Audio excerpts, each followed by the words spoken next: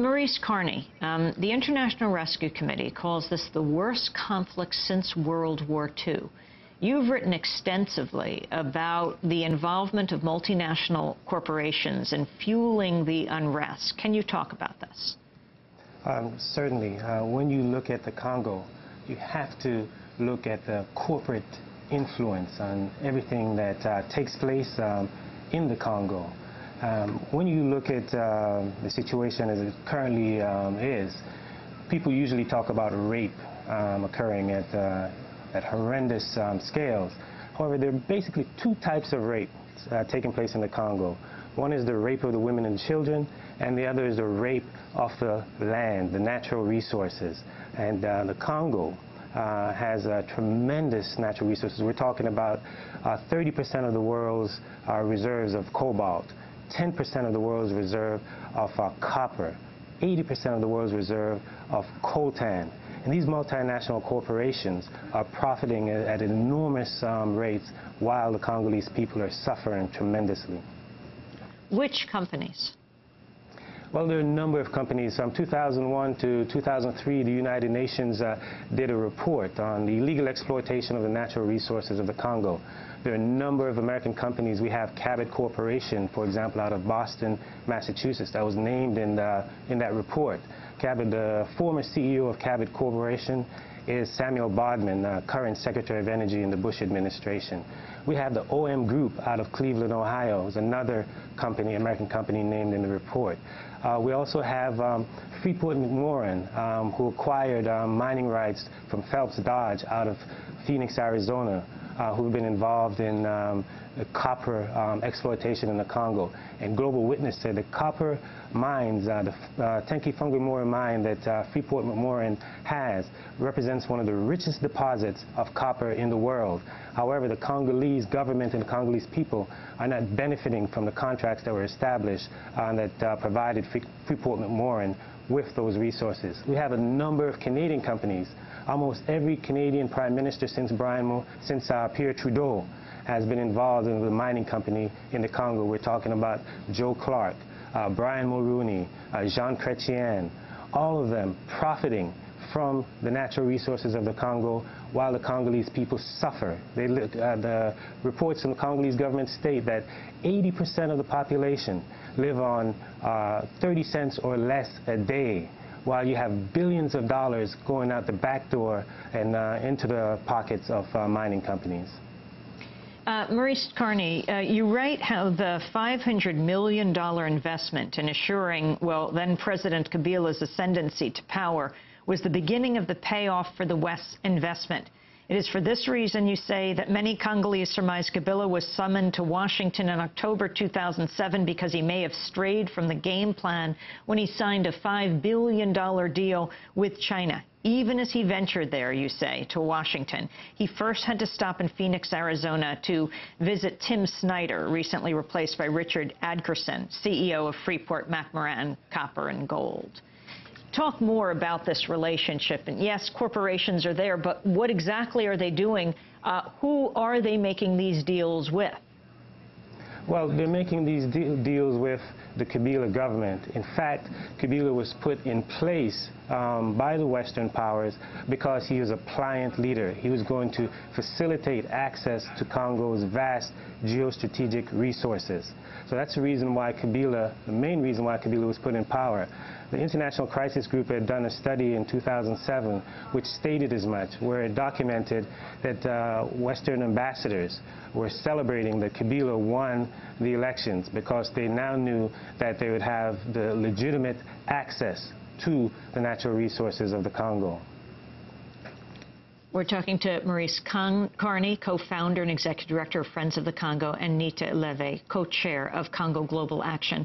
Nita, how aware are people on the ground of these large multinational corporations and their relationship to what's happening?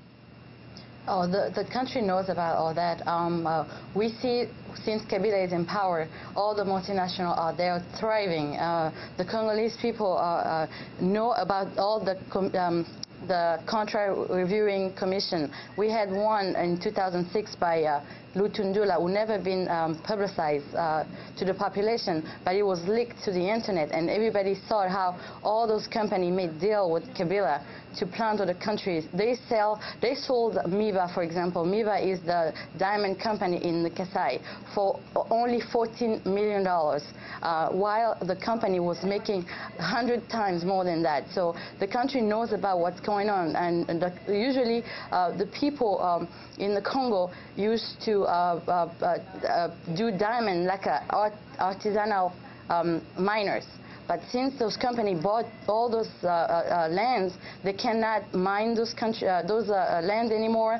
Some villages were sold to the Russians, for example, and the people were kicked out of their lands. So it's a big mess, big mess, and people know about that. There are rivers who were sold to multinational companies, and people cannot go have water to drink.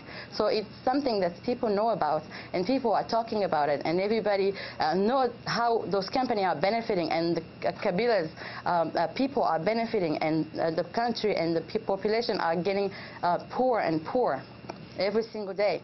Maurice Carney, the role of the international financial institutions like the World Bank. Yes, there's really 4 entities that involved in keeping the Congo dependent.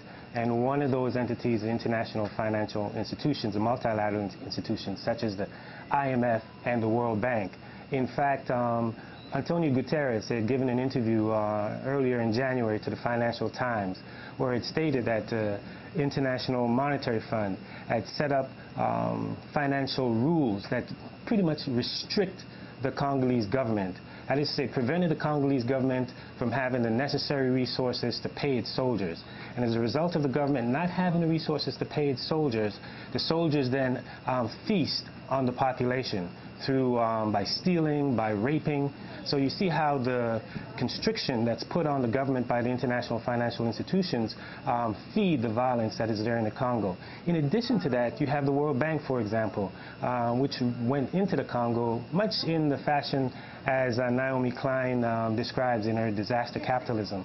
They went in after the conflict in 2002, established the mining laws, and the mining laws provided the legal framework for the multinational corporations to come in and establish contracts with the government. Now, even though the mining laws were in place and they required transparency and adherence to the OECD laws, the mining companies came in and the contracts were opaque, they weren't transparent, and World Bank studies clearly document this, but they refused to publish those studies which demonstrate how the mining contracts that's been established by multinational corporations are actually odious contracts and absolutely do not serve the interests of the Congolese people, but serve the interest of investors from the West.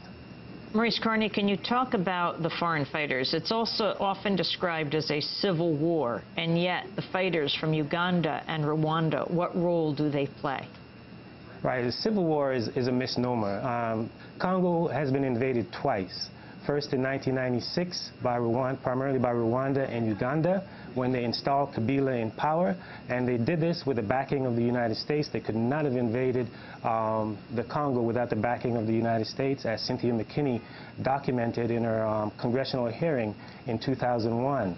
Then, when Kabila did not serve the interests of the Rwandans and the Ugandans and the U.S., then he was gotten rid of. He was assassinated in January 16, 2001. The Rwandans and Ugandans then invaded the Congo a second time in 1998. And it was this second invasion that the study from the IRC has been documented, where 5.4 million Congolese have died. 50% of those Congolese are less than 5 years old. The main cause of death is not so much violent conflict, but from treatable diseases such as diarrhea and pneumonia, all diseases that can be treated. So you have basically Rwanda and Uganda playing a destructive role in the Congo. When they established peace deals to get to be removed from the Congo, they left proxy forces in the Congo who were controlling areas that were endowed with gold and tin and diamonds. So even though the Rwandans and Ugandans backed out, and even though they profited tremendously while they were in the Congo with their own forces, they left proxy forces in the Congo. And this started in the Clinton administration and extended into the Bush administration. And if you recall, Amy, during this time, they were saying that Rwanda... We have 10 seconds, Maurice. Okay, Kagame of Rwanda, Museveni of Uganda were the future leaders of Africa. And one thing they all had in common is that they've invaded other African countries. I'm going to leave it there right now, but we will come back because this is a critical discussion, the worst conflict since World War II. Maurice Carney, co-founder and executive director of Friends of the Congo, and Nita Eleve, co-chair of Congo Global Action. That does it for this broadcast. Democracy Now! Produced by Mike Burke, Shrifo Dokudus, Aaron Mate, Angelique Comet. I'm Amy Goodman. This is Democracy Now! Thank you so much for joining us.